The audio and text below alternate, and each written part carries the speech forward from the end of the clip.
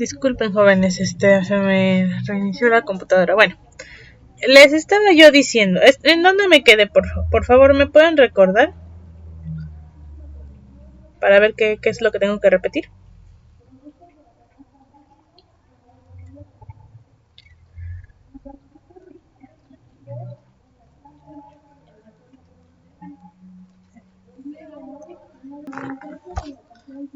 Ya, disculpen,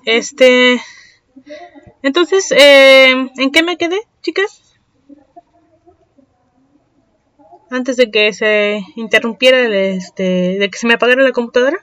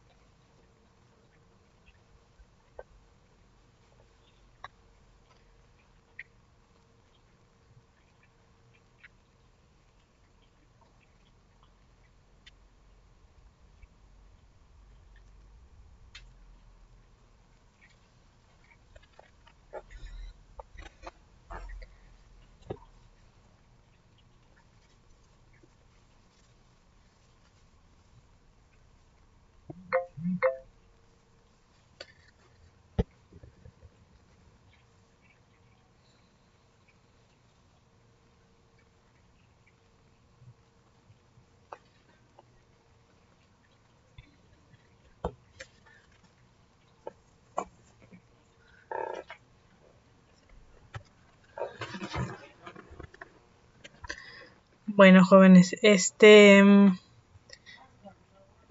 voy a continuar. Para las próximas preguntas, ¿no? Si van a comentar algo, les pido alcen la mano, aunque lo vayan a escribir. Y pues ya las espero, si no, pues lo voy a tomar como que no me van a responder, ¿sale? Para pues continuar con la clase, ¿sale, chicas?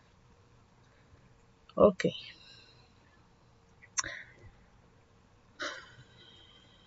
Ok, entonces les decía que aquí para la reproducción, pues bueno, ellos pues tienen las feromonas, ¿no?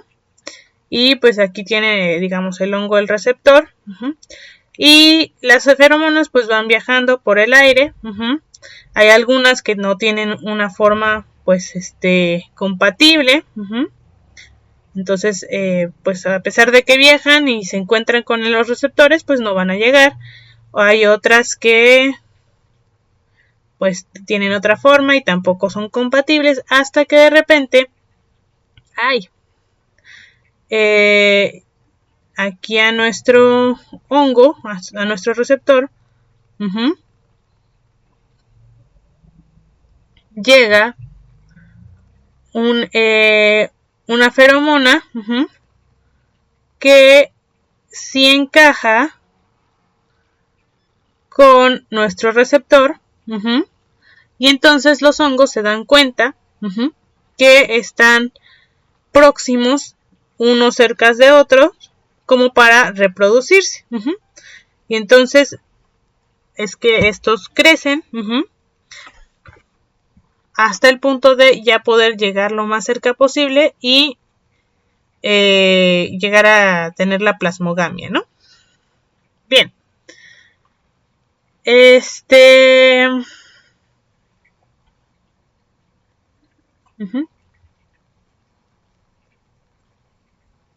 decir, algunos cigomicetos tienen, las feromonas hacen que se hagan hifas aéreas especializadas y otras que unas crezcan hacia algún lugar en especial, ¿no? Bueno, dependiendo. Ok. Bien, vamos con la diversidad fúngica. Ok. Las escucho. ¿En qué se parecen? O las leo. Y ahora sí les pido la participación de las tres.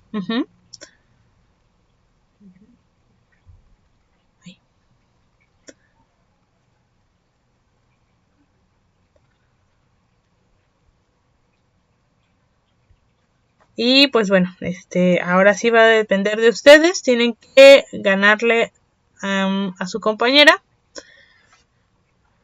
Diferencias y similitudes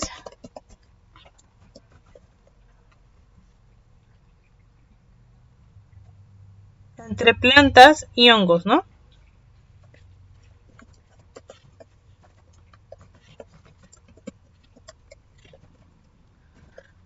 Ahora les pido a las tres que me digan una diferencia o una similitud entre las plantas y los hongos.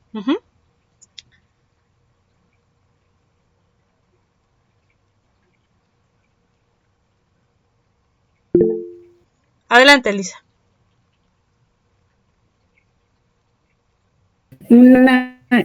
Una diferencia es que las plantas son autótrofas y los hongos son heterótrofos. Ok, muy bien.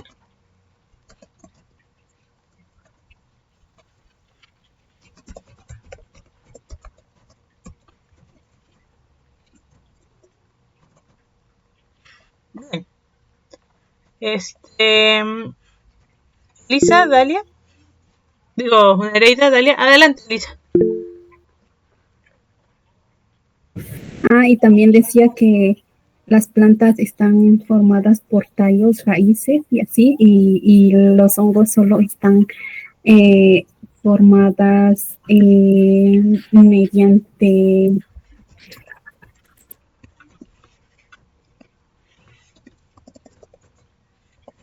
Raíces. solo están formadas por hifas. Ok, bien.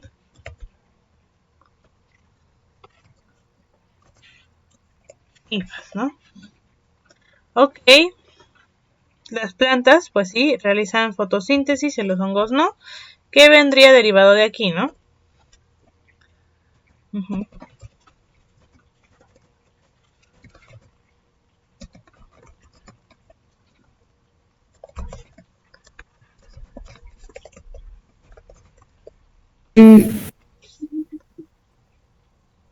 También las plantas contienen clorofila y tienen paredes celulares que se componen de celulosa, y en cambio los hongos, las paredes contienen. Ok, bien. celulares con celulosa y los hongos tienen quitina. Bien. Adelante, Nereida. Ay, no, permítame. No.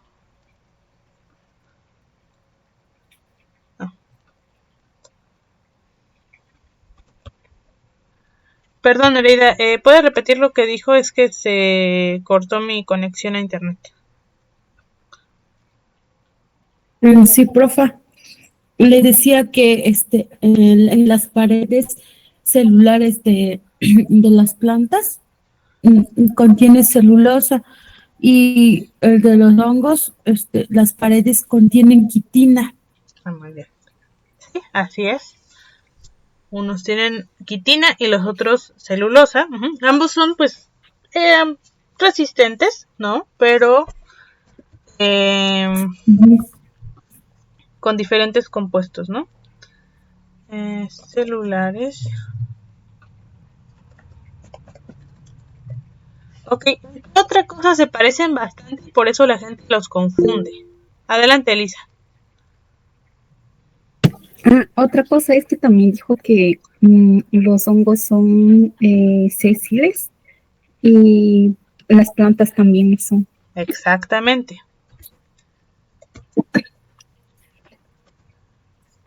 Lo escribí mal. Y también veíamos la forma de reproducción. Las plantas se pueden reproducir de forma sexual como asexual, mientras que los hongos solo se reproducen de manera asexual mediante liberación de esporas. Bueno, en ese ámbito, recordemos que ambos se reproducen de manera sexual y asexual también. Más que nada por la recombinación genética, ¿sale? Pero, sí, a ver.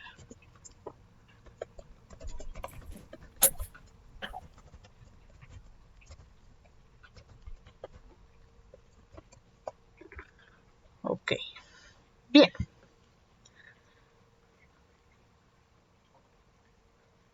Bien, chicas.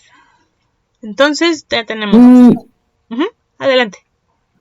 Y también ya mencionamos que usted nos decía que los hongos no tienen raíces, sino micelio, y las plantas tienen raíces.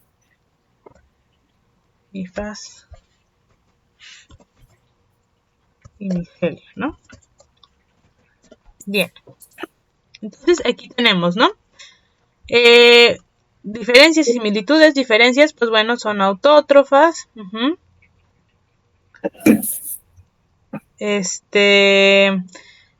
Y los hongos heterótrofos, las plantas autótrofas, los hongos heterótrofos. Entonces las plantas hacen fotosíntesis y los hongos no.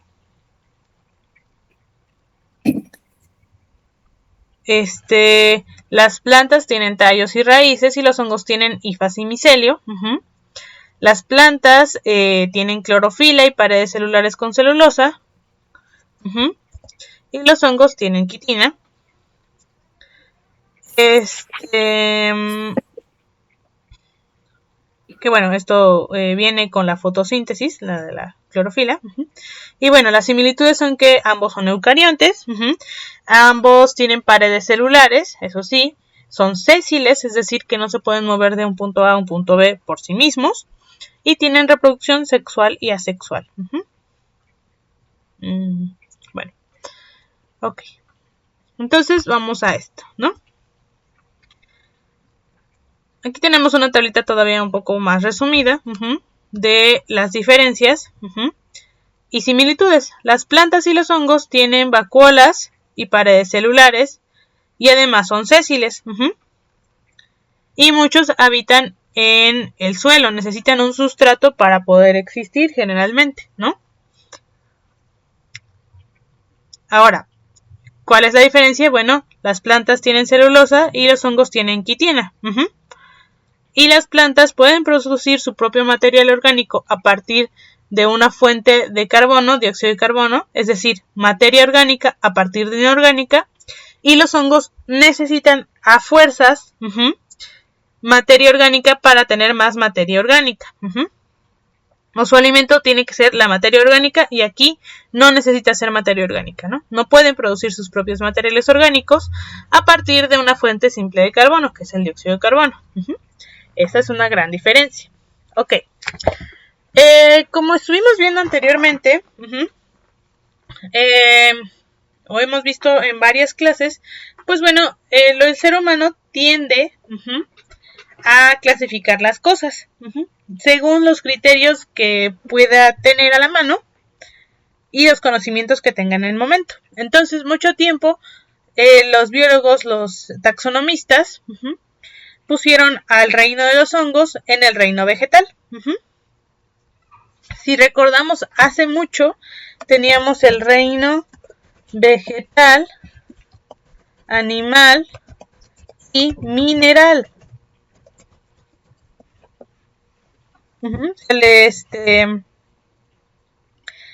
Se le atribuían propiedades vivas a los minerales, ¿no?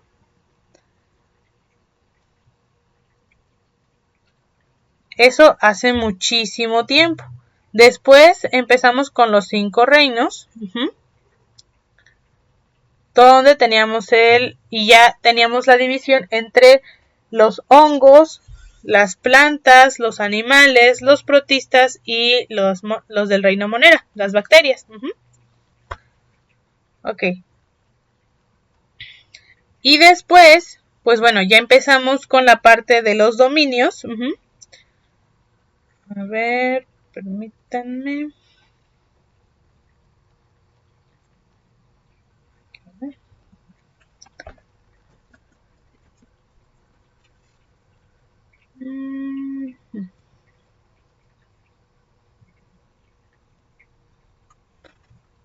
A ver si es este. Ok. Y luego pasamos a esta división, a esta clasificación de Woose, donde, bueno, ya tenemos los 3 dominios, y tenemos a los procariotes y a los eucariotes. Entre los procariotes entran las bacterias y las arqueas, y en los eucariotes entran en la eucaria, en el dominio de eucaria, entran todos los demás organismos. Recordemos, las arqueas son aquellos que son procariotas, unicelulares, no tienen núcleo ni organelos unidos a la membrana, y los organismos que pertenecen a este dominio son extremófilos y metanógenos, ¿no?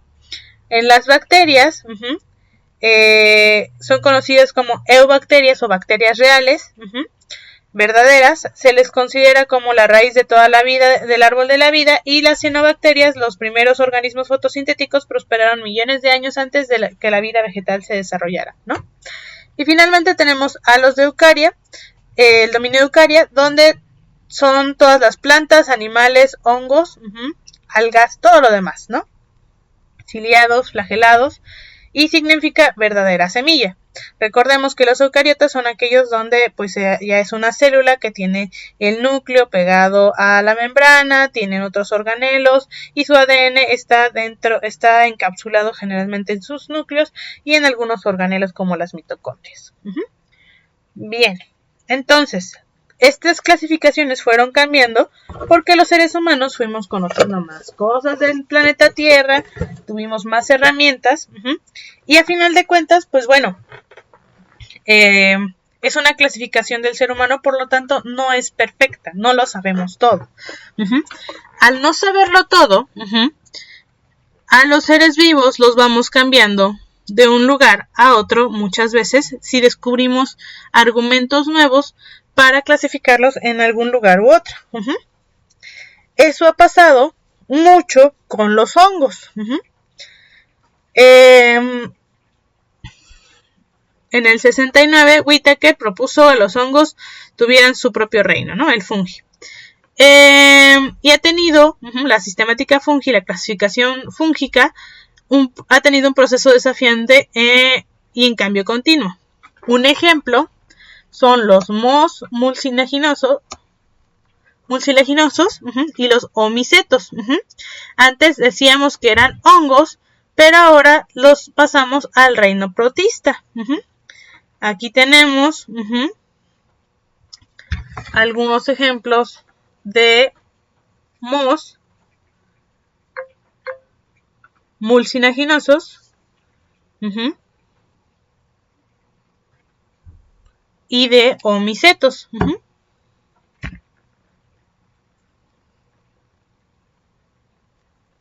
Sí, aquí vemos, estos son los mohos, perdón, los omicetos.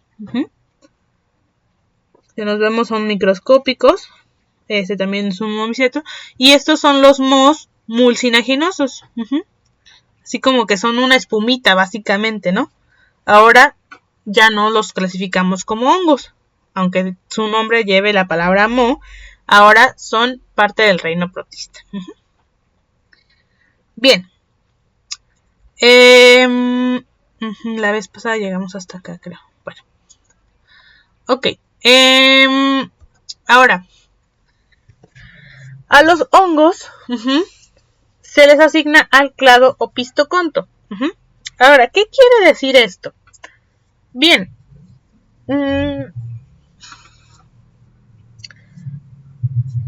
los clados son como una forma en la que rastreamos qué tan emparentados están una especie de organismos, un tipo de organismos con otros. Es decir, qué tan cerca están estos de estos, de estos, de estos. Y entonces nos vamos guiando a partir de las evoluciones y de qué tan diferentes van siendo sus ADNs, ¿no? Entonces tenemos algunos clados, es decir, algunas raíces primarias de donde creemos que vienen nuestros antepasados en común. Y tenemos a los opistocontos, los amebazoa, los arcleprastida, los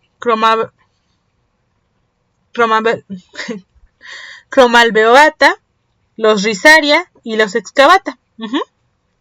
Bien, los hongos pertenecen al clado del opistoconta. Y aquí vemos que están los Cloanoflagellata, los Ictiosporea, los Cridisticodea y los Metazoa. Los Metazoa, adivinen quiénes son. ¿A qué les suena Metazoa?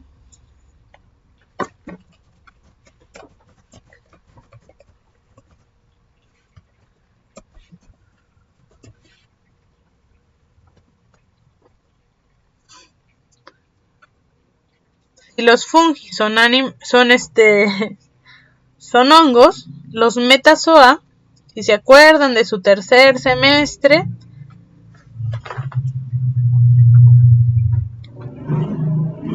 ¿a quién les recuerda?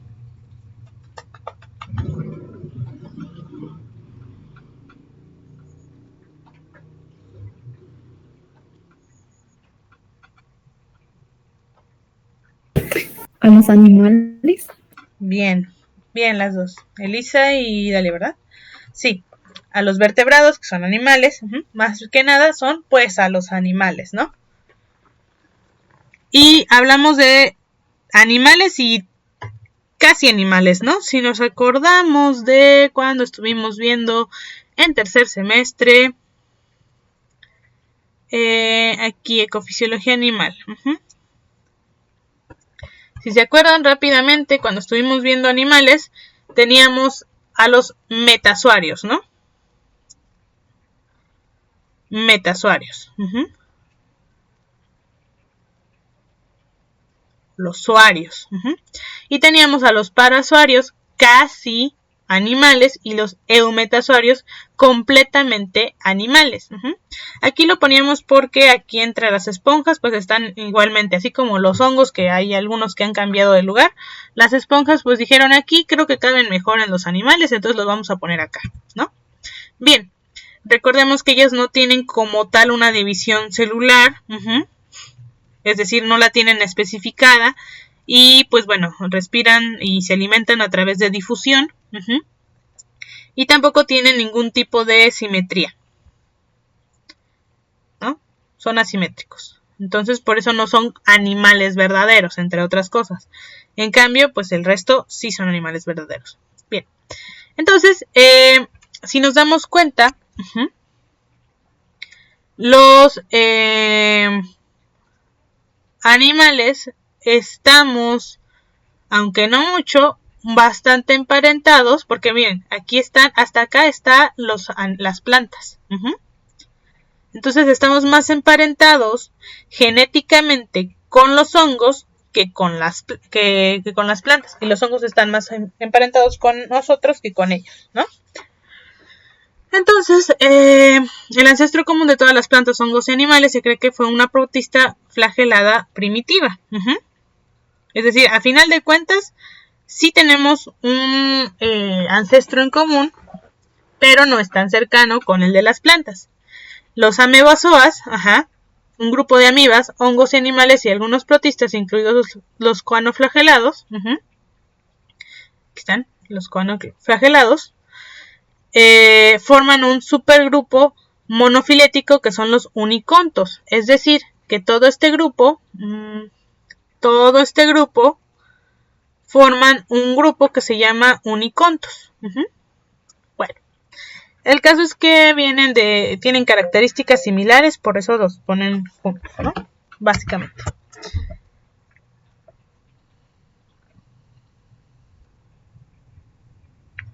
Bien, dentro de este supergrupo, el clado pistoconto, que es este, incluye los coanoflagelados, animales y hongos, por semejanzas genéticas, estructurales que apoyan este agrupamiento. Y claro, para estos agrupamientos se usan muchas fórmulas, muchas características, etcétera, y pues bueno, mucha estadística, ¿no? Pero bueno, por esa forma, por las matemáticas, es que los llegaron a juntar. Como los animales, los hongos tienen crestas parecidas a las placas en sus mitocondrias. Y vemos aquí una célula fúngica y una célula animal. ¿Y qué vemos aquí? Bueno, tienen aparato de Golgi, membrana celular, perixosomas, ribosomas, ¿cuál era este? Retículo endoplasmático rugoso, y me parece que también el liso, núcleo, nucleolo, citoplasma, citoesqueleto, ambos tienen mitocondrias y lisosomas. Ahora, aquí los animales tienen centriolos, y retículo endoplasmático liso, este es el rugoso. Los hongos no tienen el retículo endoplasmático liso. Y los hongos sí tienen pared celular, mientras que los animales no. Por eso pues somos diferentes. Ellos tienen una vacuola como las plantas. Y bueno, aquí este es un motor como una cicatriz, ¿no? Como esta de acá.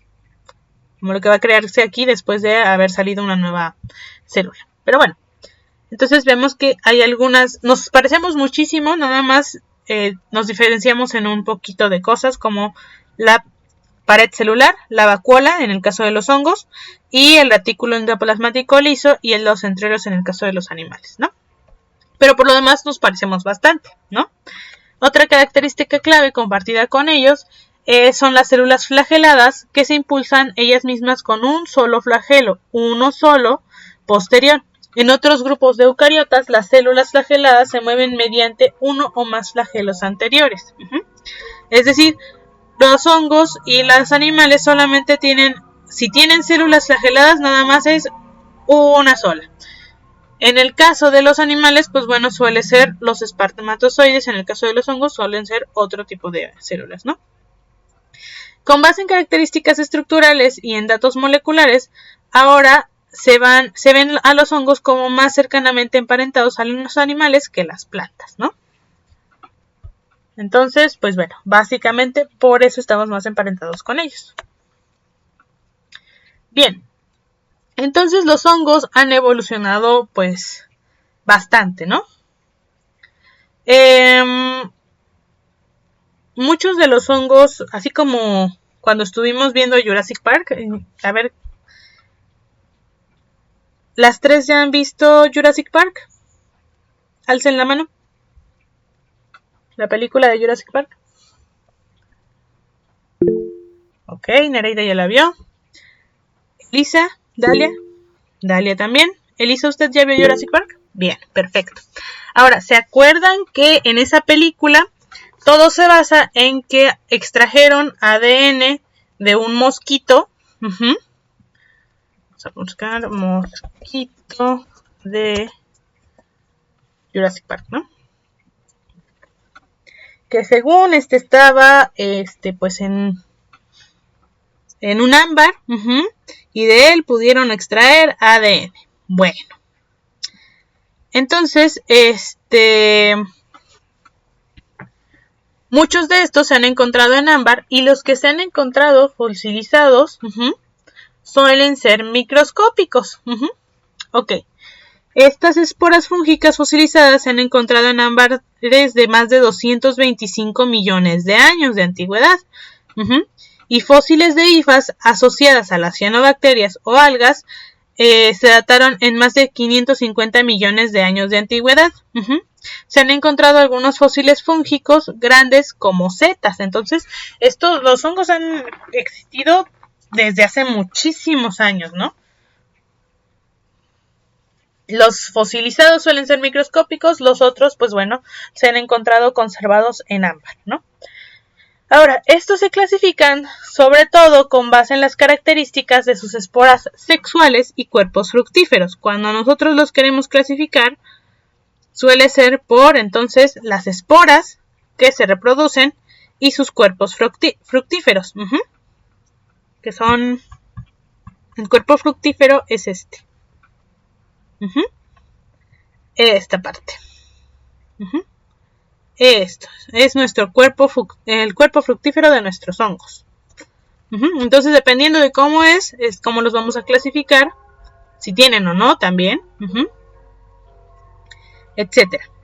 Y también pues por las esporas sexuales. Bien, datos moleculares como secuencias comparativas de ADN y ARN ayudaron a clasificar las relaciones entre grupos fúngicos. En la actualidad, muchos micólogos, recordemos que son aquellos que estudian a los hongos, asignan los hongos a 5 grupos principales: los Chytridiomycota, los Zygomycota, los Glomeromycota, los Ascomycota y los Basidiomycota. Chytridiomycota, ahí. Nuevamente. Chytridiomycota, Zygomycota, Glomeromycota, Ascomycota y Basidiomycota. Entonces, como les decía, siguen en constante clasificación, cambio, ¿no? Ok.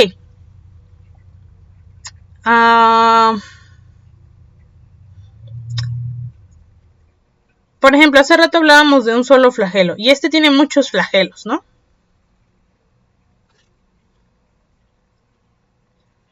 O bueno, parece que tiene muchos, pero tiene uno acá, ¿no? Bien. Y antes aquí había otros, pero pues los pasaron a los,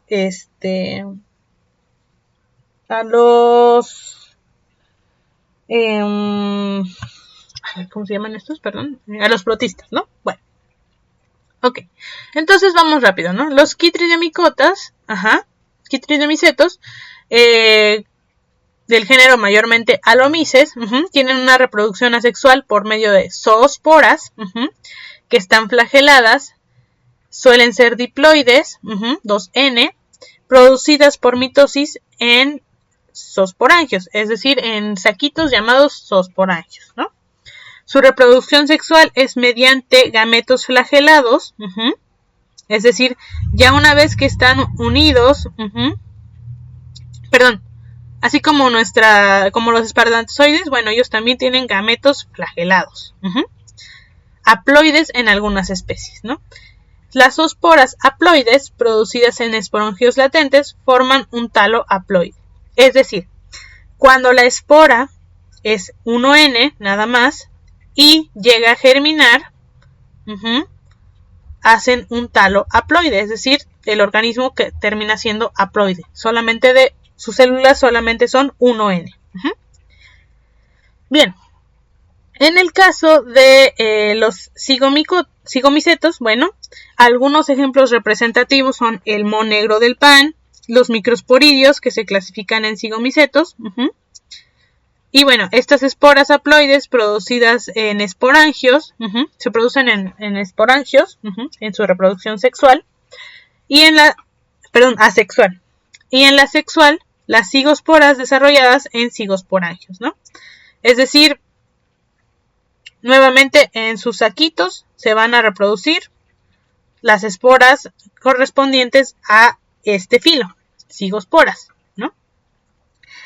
Los cigomicetos son importantes descomponedores, algunos son parásitos de insectos y los microsporidios son patógenos oportunistas que afectan animales, como el moho negro del pan, el moho negro que estuvo siendo oportunista cuando la gente se enfermaba de COVID.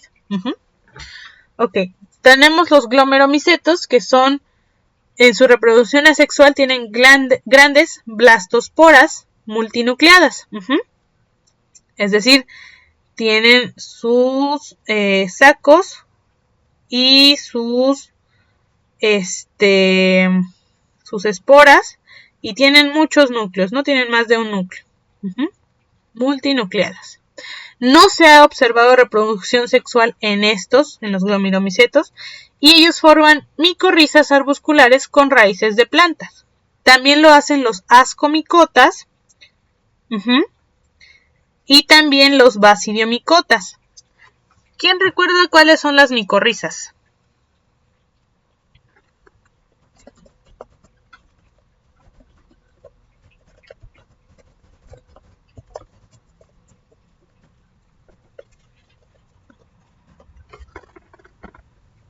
Lo vimos cuando vimos los ciclos biogeoquímicos.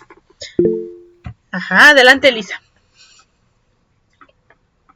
Me acuerdo que había dicho que tienen una relación entre plantas y hongos, porque las micorrizas, creo que había dicho que, y bueno, lo que yo recuerdo era que producen como nutrientes, algo así, y que beneficia a las plantas y a los hongos.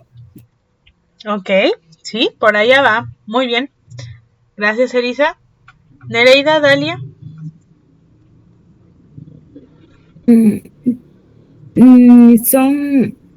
Decía que eran asociaciones simbióticas y creo que tenía que ver con las raíces de las plantas. Ok. Bien, sí. Y como dice Dalia, son asociaciones simbióticas y mutualistas. Ok. Falta ahí el pequeño detalle de que ayudan a fijar nutrientes. En especial, no solamente los hongos, también otros, pero el nitrógeno, por ejemplo. Pero bueno, las micorrizas, como dicen ustedes, ayudan a una mejor absorción de los nutrientes. ¿Quería decir algo, Nereida? No, profe. Ah, bueno, no se preocupe. Ok, entonces, a ver, déjenme ver si aquí tengo una imagen.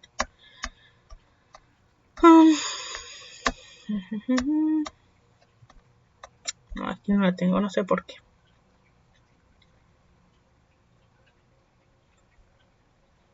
Bueno, vamos a buscarla acá. Micorrizas.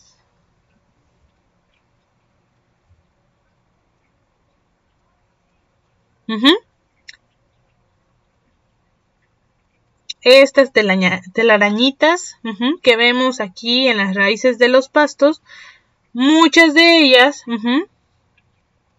no son raíces como tal, sino que son la asociación de los hongos con las plantas, y estos permiten que las plantas crezcan mucho mejor. Por ahí creo que lo tengo en la parte de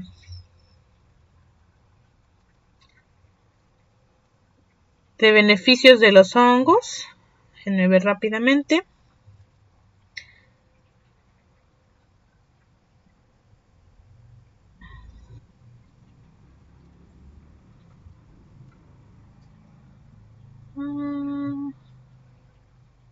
A ver. No.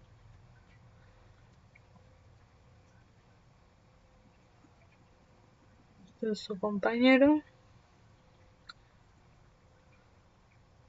Ajá, aquí. Rápidamente les muestro aquí, esta parte. Vemos aquí unas plantas, plántulas, donde no hay asociación de micorrizas y aquí donde sí hay asociación de micorrizas. Ambas tienen el mismo tiempo de crecimiento, prácticamente el mismo sustrato, cantidad de agua, etcétera, y de incluso de nutrientes, pero aquí no hay micorrizas y aquí sí hay. Y si nos damos cuenta, aquí las raíces son muy pobres y además las plantas son muy pequeñas en comparación, y pues son casi raquíticas en comparación de estas que ya están mucho más grandes, fuertes y frondosas, ¿no? ¿Por qué? Porque les ayudan a tener una mejor absorción de los nutrientes, ¿no? Bueno, entonces forman micorrizas arbusculares con raíces de plantas, las glomeromicota. Luego los ascomicota o los ascomicetos son como las levaduras, el mildiu polvoriento, mohos, colmenillas, trufas. En su reproducción asexual suele ser conidias estranguladas de los conidióforos. Y en la reproducción sexual, bueno, tienen sus ascosporas desarrolladas en los ascos.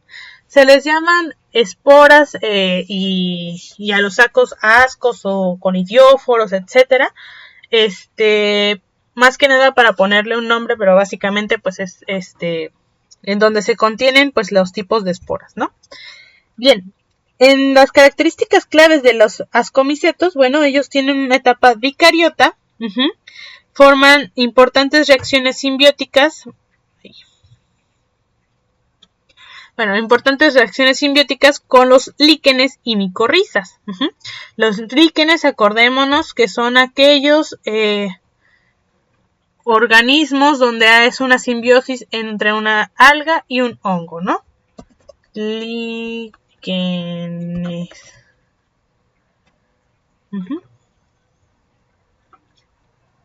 Son estos que encontramos aquí en las plantas, ¿no? Sobre las rocas, sobre los árboles, donde hay mucha humedad.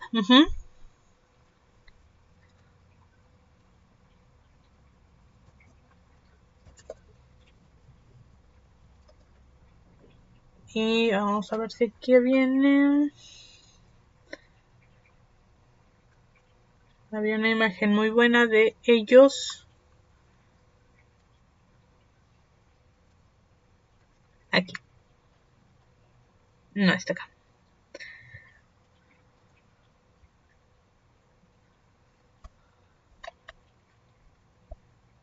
Aquí está. Vemos, aquí tenemos la capa superficial de los hongos, la capa donde están las algas, y luego donde siguen los hongos y pues bueno, ya donde se meten en la roca o la superficie donde está el líquen. Bien, entonces ellos se encuentran aquí como líquenes o micorrizas. Y finalmente los basidiomicetos, aquí está. Y los basidiomicetos, o hongos clava también, son las setas, los hongos de repisa, vejillones, rollas, tizones, es decir, pues ya los que vemos para comer o los que solemos ver más como hongos, ¿no? Y no como moho. La reproducción asexual aquí sí es bastante rara, se suelen reproducir mediante la reproducción sexual más que nada por basidiosporas desarrolladas en basidios con forma de clava, aquí.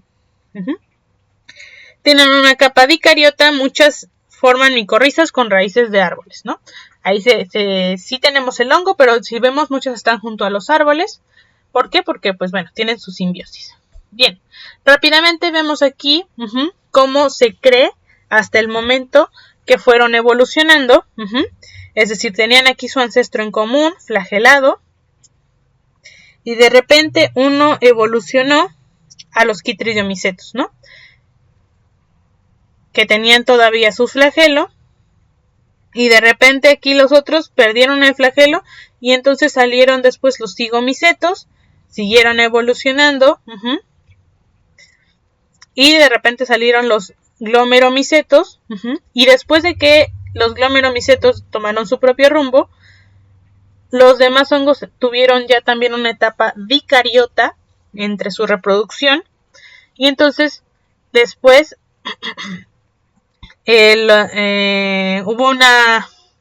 los ascomicetos se separaron y desarrollaron ascosporas, mientras que los basidiomicetos desarrollaron basidiosporas.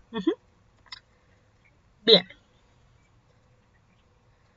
Entonces, muchos de los grupos han evolucionado. El 95% de todos los hongos que se nombran se asignan a los filos de Ascomycota y Basidiomycota. Estos dos. Por eso hace rato se mencionaban que eran los dos grupos más grandes. Y se consideran taxones hermanos porque comparten un ancestro común más reciente entre ellos. Permítanme. Estoy calentándome por mi computadora. Okay. Bien. Los hongos de estos tienen estos dos tienen hifas septadas, que tienen estas divisiones, y una etapa dicariota durante la parte sexual de su ciclo de vida. Esta etapa. Ambos. Se asignaron aproximadamente unas 25.000 especies de hongos que no encajaban en los grupos principales a un grupo llamado Deuteromicetos, que se le llama Deuteromycota.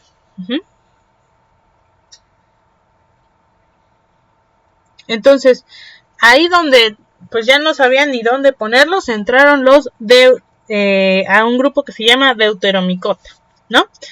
Este grupo polifilético, es decir, que viene de muchas partes, no comparten como tal un ancestro común reciente, solamente están conjuntados por cuestiones de conveniencia, como cuando tenemos tiliches en nuestra mesa, y o en nuestro cuarto o lo que sea, y pues bueno, en un lugar ponemos la ropa, en el otro libros, en el otro papelería, y bueno, cosas de escribir, y de repente vemos que tenemos un juguetito por aquí, pero no lo queremos tirar, y tenemos un palito, y tenemos, no sé, unas notitas, o una pelota, etcétera, ¿no? Esos cachivaches que sí nos sirven, pero no sabemos dónde ponerlos, ¿no? Entonces, bueno, lo mismo hicieron con ellos, ¿no?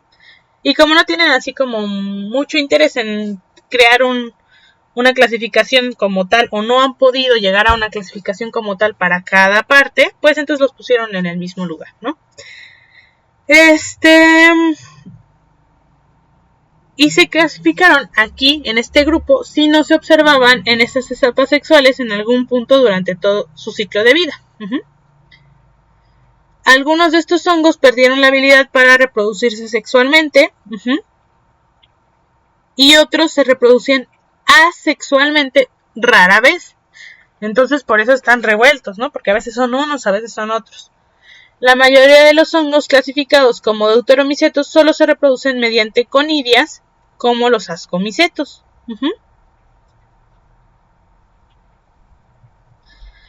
La mayoría de los deuteromicetos se reasignaron al filo de los ascomicetos, y algunos se reasignaron al de los basidiomicetos, ¿no? Por convención, la etapa sexual todavía se identifica como un deuteromiceto. Entonces, este era un grupo, que les digo, los pusieron ahí, pues de mientras, ¿no? En lo que los clasificaban. Ya después se dedicaron a así clasificarlos y los metieron a un grupo u otro. Ok.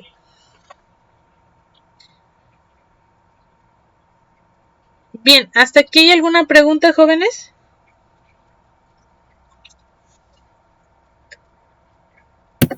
No, profe. Ok.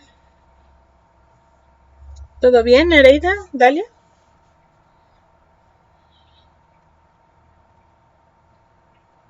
Sí, profe. Okay.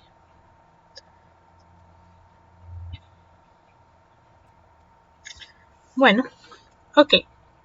Vamos a utilizar estos 4 minutitos para avanzar. Y rápidamente, los quitrinomycetos tienen esporas flageladas, se reproducen por esporas flageladas. Antes creían que eran protistas, pero según algunas características de su estructura y sus moléculas, indican que estas 1000 especies son miembros del reino fungi.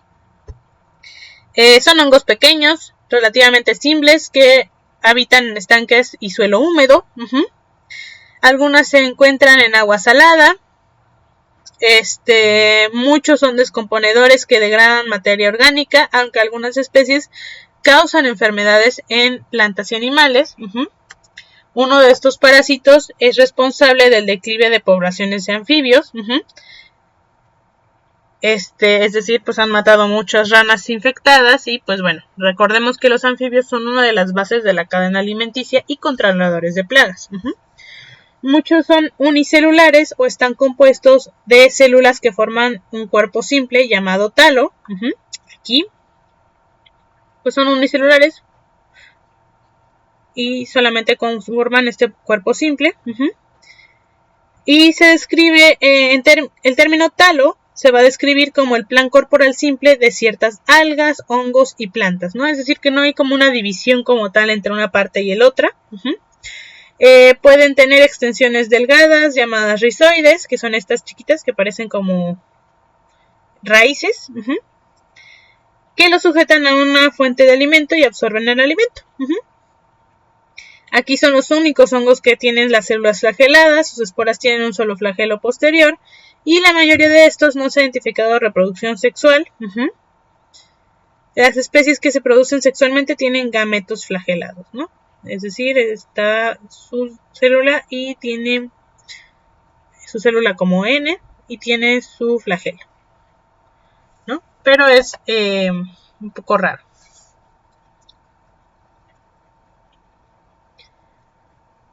Bien, ¿cómo se van a reproducir ellos? Bueno, rápidamente. Tenemos a nuestra zoospora haploide. Y se va a convertir en un talo haploide. Va a germinar. Y van a crecer hasta llegar a un talo haploide maduro. Una vez que ya esté lo suficientemente alimentado y madurado, van a generar gametos, uno tipo A y uno tipo B. Aquí en sus esporangios, recordemos, tienen a sus esporitas. Tienen tipo A y tipo B. Y bueno, aquí si se encuentran con otros bien, si se encuentran con los mismos, pues también está bien. Los gametos se van a fusionar y sus núcleos se van a fusionar. Y entonces van a ocurrir en el mismo momento la plasmo y cariogamia. Y tenemos nuestro cigato flagelado con 2 colitas. Y una vez que llega a algún lugar, va a germinar. Se va a desarrollar, así como aquí, pero aquí va a tener de los dos tipos. Y entonces aquí va a haber una reproducción asexual, no va a haber recombinación. Pero en esta... Mientras se reproducen aquí las células y no hay recombinación, además se van a dividir en la A y en la B. Perdón, aquí no, todavía van a ser diploides. Van a tener sus esporangios. Y van a sacar sus zoosporas. Y mientras los esporangios latentes, en los esporangios latentes, en estos va a haber meiosis, es decir, se van a dividir en 4 otra vez, en N nada más. Y entonces de aquí van a salir los haploides y van a volver a llegar a algún lugar donde está la espora haploide. Se reproduce, tiene los dos tipos, estos se juntan, llegan a ser un cigoto y entonces este se vuelve a reproducir. Aquí también. Y continuamos con el ciclo, ¿no? Entonces tenemos aquí la generación haploide, la diploide entre la plasmogamia y la meiosis. Y bueno, básicamente así se reproducen estos hongos. Nos damos cuenta, es completamente diferente a los ascomicetos y basilomicetos, ¿no? Ok, vamos a llegar hasta aquí, jóvenes, en la clase de hoy. Ya son las 2 de la tarde. Y la próxima clase vamos a continuar rápidamente con... Ya vimos, nos toman como un par de minutos. A lo mucho 5 minutos hablar de cada tipo de clasificación. Hasta llegar ya aquí y empezar a hablar de los basidio y ascomicetos. Que bueno, aquí ya vamos a hablar un poquito más de cómo se reproducen los hongos que nosotros tanto vamos a querer evitar que contaminen nuestros cultivos de cualquier tipo, y más de los hongos. Y también vamos a ver cómo funcionan los hongos, que son los basidomicetos, que nosotros vamos a querer producir para pues después vender. Ok. Vender, comérnoslos, lo que sea, ¿no? Ok. Pues bueno, les agradezco mucho su presencia, jóvenes. Si surge alguna duda, recordemos en la próxima clase, háganla saber, por favor. Si no, les pregunto si hay alguna duda en la próxima clase al inicio. Alcen la mano y me preguntan, ¿sale? Si les surge alguna entre semana, anótenla. Y pues bueno, es todo, ¿no? Sí, les envío la presentación, ahorita se las envío. Ok, creo que solo hemos visto la de hongos, ¿no? Los tipos de hongos. Pero sí, ok. Bueno, las generalidades de los hongos. Y pues nada más, jóvenes. Que tengan una excelente tarde, excelente fin de semana y nos seguimos viendo. Muy buena tarde, jóvenes. Gracias, profa, igualmente. Gracias. Gracias. Hasta luego. Ah, sí. Ahorita lo subo entonces. Gracias, Dalia, por recordarme. Entonces sí, no lo subí.